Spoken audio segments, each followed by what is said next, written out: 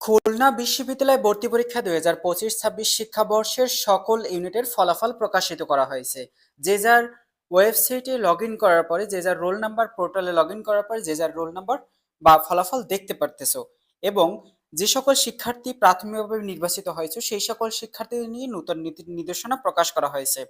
বলা হয়েছে যে খুলনা বিশ্ববিদ্যালয় 2025-26 শিক্ষাবর্ষে প্রথম বর্ষ A unit, B unit, C unit, D ইউনিটে ফলাফল প্রকাশিত করা হয়েছে, যা ওয়েবসাইটে যে যা প্রোফাইলে লগ ইন করে দেখতে পারবে। এবং আগামী 1-1-2025 তারিখ 26 থেকে 3-1-2025 তারিখ পর্যন্ত ডিসিপ্লিন পছন্দক্রম পূরণ করা যাবে। চূড়ান্ত ফলাফল আগামী 8-1-2025 তারিখ 26 প্রকাশিত করা হবে। আগামী 12-1-2025 তারিখ থেকে 13-1-2025 তারিখ থেকে 9টা 30 থেকে বিকাল 5টা পর্যন্ত মেধা তালিকা থেকে ভর্তি করানো হবে। শিক্ষার্থী বন্ধুরা, তোমাদের এখানে গুরুত্বপূর্ণ একটি নির্দেশনা দেওয়া হয়েছে যে যে সকল শিক্ষার্থী নির্বাচিত হয়েছে খুলনা বিশ্ববিদ্যালয় মেরিট ভিত্তিক তোমাদের সাবজেক্ট চয়েস দিতে হবে 1 তারিখ থেকে 1 জানুয়ারি থেকে 3 জানুয়ারির মধ্যে 3 দিন তোমাদের সাবজেক্ট চয়েস দিতে হবে। এই সাবজেক্ট চয়েস যে সকল শিক্ষার্থী দিবে না তারা কিন্তু সাবজেক্ট পাবে না এবং তাদেরকে ভর্তি করানো হবে না।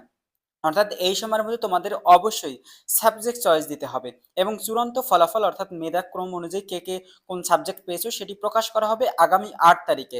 এবং তোমাদের মেধাক্রম অনুযায়ী যে কোন সাবজেক্ট পেয়েছো সেই সংক্রান্ত সাবজেক্ট অনুযায়ী তোমাদের ভর্তি করানো হবে আগামী 12-1-2025 তারিখ থেকে 13-1-2025 তারিখ সকাল 9টা 30 থেকে বিকাল 5টা পর্যন্ত। যে সকল শিক্ষার্থী সাবজেক্ট পাবে তাদের 12 জানুয়ারি থেকে 13 জানুয়ারির মধ্যে অনুষ্ঠিত হবে ভর্তি কার্যক্রম এবং নির্ধারিত সময়ের মধ্যে ডিসিপ্লিন পছন্দক্রম পূরণ না করলে ভর্তির অযোগ্য বলে বিবেচিত করা হবে। নির্দেশনা দেওয়া হয়েছে যে সকল শিক্ষার্থী সাবজেক্ট চয়েস দেবে না তাদেরকে ভর্তির অযোগ্য বলে বিবেচনা করা হবে এবং তাকে কিন্তু পরবর্তীতে আর কোনো ভর্তি করানো হবে এবং তাকে কোনো সাবজেক্ট প্রোভাইড করা হবে না। এই সংক্রান্ত বিস্তারিত তথ্য অবশ্যই তোমাদের মানতে হবে। জরুরি বিজ্ঞপ্তি যারা তোমাদের অবশ্যই সাবজেক্ট চয়েস দিতে হবে, সাবজেক্ট চয়েস না দিলে কিন্তু তোমরা সাবজেক্ট পাবে না খুলনা বিশ্ববিদ্যালয়ের।